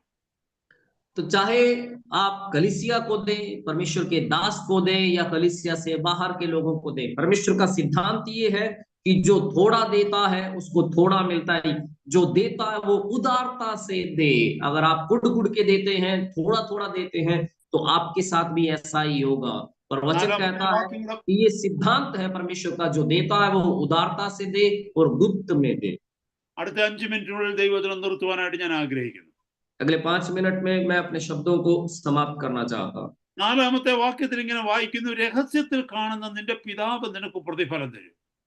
4था वचन कि तेरा पिता जो गुप्त में देखता है तुझे प्रतिफल देगा। എന്നെ കേൾക്കുന്ന സഹോദരങ്ങളെ, എനിക്കത് മാത്രം മതി, എൻ്റെ കർത്താവിൽ നിന്നുള്ള പ്രതിഫലം മാത്രം എൻ്റെ ജീവിതത്തിൽ മതി. അങ്ങനെ ആഗ്രഹിക്കുന്ന ഒരു വ്യക്തിയാണ് ഞാൻ. मेरे भाइयों, मैं एक ऐसा आदमी हूं कि मुझे सिर्फ वही चाहिए, जो प्रभु मुझे प्रतिफल देने वाला है, मेरे मन में सिर्फ उसको पाने की इच्छा है। കർത്താവ് പ്രതിഫലം തരുന്നത് സ്വർഗത്തിൽ വെച്ച് മാത്രമല്ല, ഈ ഭൂമിയിലും എനിക്ക് പ്രതിഫലം തരും. അതാ മുമ്പേ നമ്മൾ വായിച്ചത്, ലോഭമായി കൊടുക്കുന്നവന് ലോഭമായി കിട്ടും, ധാരാളമായി കൊടുക്കുന്നവന് ധാരാളമായി കിട്ടുമെന്ന്. प्रभु जो प्रतिफल देने वाला है वो सिर्फ स्वर्ग में ही नहीं मिलेगा, वो इस धरती पर भी प्रतिफल देता है। उसी को हमने थोड़ी देर पहले पढ़ा कि जो थोड़ा बोता है वो थोड़ा काटेगा, जो ज्यादा बोता है वो ज्यादा काटेगा।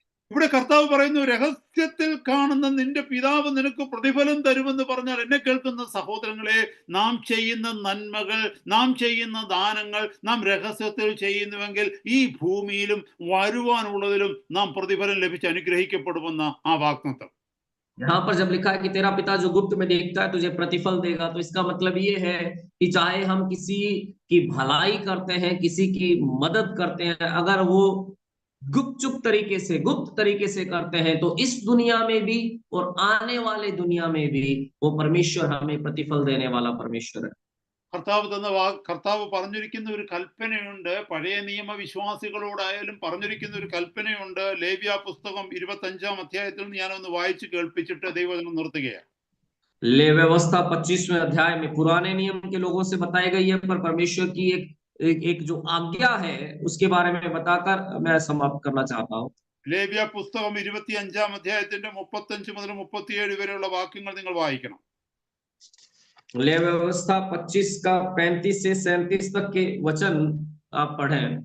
നിന്റെ സഹോദരൻ ദരിദ്രനായി തീർന്ന് നിന്റെ അടുക്കൽ വെച്ച് ക്ഷയിച്ചു പോയാൽ നീ അവനെ താങ്ങണം. അന്യനും പരദേശിയും എന്ന പോലെ അവൻ നിന്റെ അടുക്കൽ പാർക്കണം. അവനോട് പലിശയും ലാഭവും വാങ്ങരുത്. നിന്റെ ദൈവത്തെ ഭയപ്പെടണം. നിന്റെ സഹോദരൻ നിന്റെ അടുക്കൽ പാർക്കണം. നിന്റെ പണം പലിശയ്ക്ക് കൊടുക്കരുത്. നിന്റെ ആഹാരം അവന് ലാഭത്തിനായി കൊടുക്കുകയും അരുത്. ले व्यवस्था 25वां अध्याय उसका 35 से 37 तक। फिर यदि तेरा कोई भाई बंधु कंगाल हो जाए और उसकी दशा तेरे सामने तरस योग्य हो जाए, तो तू उसको संभालना। वह परदेशी या यात्री के समान तेरे संग रहे, उससे ब्याज या बढ़ती न लेना। परमेश्वर का भय मानना, जिससे तेरा भाई बंधु तेरे संग जीवन निर्वाह कर सके। उसको ब्याज पर रुपया न देना और न उसको भोजन वस्तु लाभ के लालच से देना। എന്നെ കേൾക്കുന്ന സഹോദരന്മാരെ സഹോദരിമാരെ, ഈ വചനം നിങ്ങൾക്ക് മനസ്സിലായി എന്ന് ഞാൻ കരുതുകയാണ്. मेरे सुनने वाले भाइयों और बहनों, मुझे लगता है कि ये वचन आपको समझ में आ गया जो सुना आपने। നിവർത്തികേട് കൊണ്ട് ആരെങ്കിലും വന്ന് നമ്മുടെ കയ്യിൽ നിന്ന് ഒരല്പ പൈസ കടം വാങ്ങിയാൽ അതിന്റെ മേൽ പലിശ എടുത്തു വെച്ച് അവരെ കൊണ്ട് വേദന അനുഭവിപ്പിക്കരുത് നമ്മൾ. अगर कोई व्यक्ति वो मजबूरी में आकर हमारे सामने हाथ फैलाता है, कुछ पैसे उधार लेता है, तो कर्ज का बोझ उन पर नहीं लादना है हमें। ദൈവത്തിന്റെ കൽപ്പനയാണ്. കാരണം ദൈവം നമുക്ക് തരുന്നതിനൊന്നും അവിടുന്ന് പലിശ ഈടാക്കുന്നില്ല. परमेश्वर की आज्ञा है ये, क्योंकि परमेश्वर हमें जो कुछ देता है उसका वो ब्याज नहीं लेता। ദൈവത്തിന് പലിശ കൊടുക്കുവാൻ തക്കവണ്ണം തുടങ്ങിക്കഴിഞ്ഞാൽ നമ്മൾ എന്ന് നമ്മുടെ മുതൽ കൊടുത്തു തീർക്കാൻ പറ്റും ദൈവത്തിന്റെ സന്നിധിയിൽ. अगर परमेश्वर हमसे ब्याज लेने लग जाए तो फिर हम मूल कब लौटाएंगे परमेश्वर को। എന്നെ കേൾക്കുന്ന സഹോദര സഹോദരി, ഈ വചനത്തിന് കീഴ്പ്പെടുകയാണെങ്കിൽ നമ്മുടെ ജീവിതം അനുഗ്രഹിക്കപ്പെടും. मुझे सुनने वाले भाइयों और बहनों, अगर इस वचन को हम मानते हैं तो हमारी जिंदगी आशीष पाएगी। കർത്താവിന്റെ സന്നിധി നമുക്ക് നമ്മുടെ തലകളെ വണക്കാം. हम अपने सिरों को झुकाएंगे, प्रार्थना करें। പരിശുദ്ധ പിതാവേ, ഞങ്ങൾ അങ്ങയെ സ്തുതിക്കുന്നു. അങ്ങയുടെ തിരുവചനം ധ്യാനിപ്പാൻ വീണ്ടും ഒരു അവസരം ഞങ്ങൾക്ക് തന്നതിനായിട്ട് സ്തോത്രം. പരിശുദ്ധ കർത്താവേ, ഈ തിരുവചനങ്ങൾ ഞങ്ങൾ ധ്യാനിക്കുക മാത്രമല്ല, അത് ഞങ്ങളുടെ ജീവിതത്തിൽ ഞങ്ങളുടെ ജീവിത സ്വഭാവമായി മാറുവാൻ, അത് ഞങ്ങളുടെ ശൈലിയായി മാറുവാൻ, ഞങ്ങളുടെ ക്യാരക്ടറായി മാറുവാൻ തക്കവണ്ണം ഞങ്ങളുടെ പരിശുദ്ധ ആത്മാവിനാൽ ഞങ്ങളെ സഹായിക്കണമേ എന്ന് പ്രാർത്ഥിക്കുന്നു. ദൈവവചനം ശുശ്രൂഷിപ്പാൻ അടിയങ്ങളെ ഇന്ന് പകൽക്കാലം കർത്താവ് സഹായിച്ചല്ലോ. അപ്പ ട്രാൻസ്ലേറ്റ് ചെയ്യുവാൻ ഞങ്ങളുടെ ദാസനെ കർത്താവ് സഹായിച്ചല്ലോ. കർത്താവ് ശാരീരികമായ ബുദ്ധിമുട്ടുകളുണ്ടെങ്കിലും അതിൻ്റെ മധ്യത്തിൽ കർത്താവ് ബലത്തോടെ നിർത്തിയതിനായി നന്ദിയോടെ സ്തോത്രം. പ്രതിഫലം കൊടുത്ത് അനുഗ്രഹിക്കണമേ, മാനിക്കണമേ. ശുശ്രൂഷകളെ, കുടുംബത്തെ, കുഞ്ഞുങ്ങളെ, തലമുറകളെയൊക്കെയും കർത്താവ് മാനിക്കണമേ. അതങ്ങളുടെ വാഗ്ദത്തമാകൊണ്ട് നന്ദിയോടെ സ്തോത്രം. ദൈവവചനം കേട്ട അങ്ങയുടെ ദാസന്മാർക്കായി, ദൈവജനത്തിനായി പ്രാർത്ഥിക്കുന്നു. എല്ലാവർക്കും ഇന്നത്തെ ദിവസത്തിനുള്ള ശുശ്രൂഷ അനുഗ്രഹമായി തീരണമേ എന്ന് പ്രാർത്ഥിക്കുന്നു. വളരെ ലളിതമായ ദൈവവചനങ്ങളാണ് കർത്താവേ, എന്നാൽ ഇത് ഞങ്ങളുടെ ജീവിതത്തിന്റെ ശൈലിയും സ്വഭാവവും ക്യാരക്ടറുമാക്കി മാറ്റി ഹല്ലേലൂയ, അങ്ങയുടെ നാമം ഞങ്ങൾ മഹിമപ്പെടുവാനിടയാക്കിക്കാണ്. പ്രാർത്ഥന കേട്ട കൃപയ്ക്കായി സ്തോത്രം. യേശു കർത്താവിന്റെ പരിശുദ്ധ നാമത്തിൽ തന്നെ ആമേൻ. കർത്താവിന്റെ ദാസൻ പ്രാർത്ഥിച്ച ആശീർവാദം പറഞ്ഞു. आइए हम एक और बार प्रार्थना करेंगे। पिता, हम आपका धन्यवाद करते हैं इस अच्छे समय के लिए प्रभु जी। धन्यवाद करते हैं प्रभु, आपने एक और अच्छा मौका हमें दिया प्रभु, आपके वचन के सामने बैठने का, परमेश्वर आपके वचन को सुनने का प्रभु जी, उसकी गहराइयों में उतरने का आपने मौका दिया। हम आपका धन्यवाद करते हैं प्रभु। ये जो वचन हमने सुना है प्रभु, हमारी जिंदगी का हिस्सा बन जाए प्रभु जी। परमेश्वर ये वचन हमारे हृदय की पट्टियों पर लिखा जाए परमेश्वर, सुनकर भूलने वाले नहीं प्रभु, बल्कि उस पर चलने वाले हम बनने पाए। जितनों ने आज ये वचन सुना है प्रभु, और आने वाले दिनों में जितने लोग इसे सुनने वाले हैं प्रभु, उन सबके लिए एक बड़ी आशीष का कारण बनने पाए, एक बड़े बदलाव का कारण बनने पाए, ताकि हम असलियत में प्रभु आपकी संतान बनकर जीने पाए। दूसरों को नहीं प्रभु, बल्कि आपको, आपके लिए प्रभु जी, आपकी खातिर परमेश्वर हम जो कुछ भी करें वो आपकी खातिर करने वाले बनने पाए परमेश्वर, ताकि आपने हमारे लिए जो प्रतिफल रखा है प्रभु, वो हमें यहाँ भी और इस दुनिया के बाद भी हमें मिलना पाए प्रभु। धन्यवाद करते हैं आपके दास के लिए प्रभु जी, उन्हें फिर से आपने अभिषेक दिया प्रभु, वचन की सेवकाई का परमेश्वर हमारे बीच में प्रभु जी, आपने उनको मौका दिया, उन्हें इस्तेमाल किया। हम आपका धन्यवाद करते हैं। उन्हें, उनके परिवार को, सेवकाई को प्रभु जी, उनकी नौकरी को हम आपके हाथों में समर्पित करते हैं। उन्हें बहुत ऐसे आशीष दे प्रभु। आए हुए आपके सारे दासों को, दासियों को, आपकी संतानों को हम आपके हाथों में समर्पित करते हैं परमेश्वर। सबको बहुत ऐसे आशीष दे प्रभु, और इस वचन पर चलने में हर एक की मदद कर, सहायता कर। सारा आदर, सारी महिमा पिता हम आपको देते हैं प्रभु, यीशु मसीह के नाम से मांगते हैं, आमीन। पिता परमेश्वर का प्रेम, पुत्र यीशु मसीह का अनुग्रह और पवित्र आत्मा की संगति और सहभागिता हम सबके साथ प्रभु यीशु मसीह के दूसरे आगमन तक होती रहे।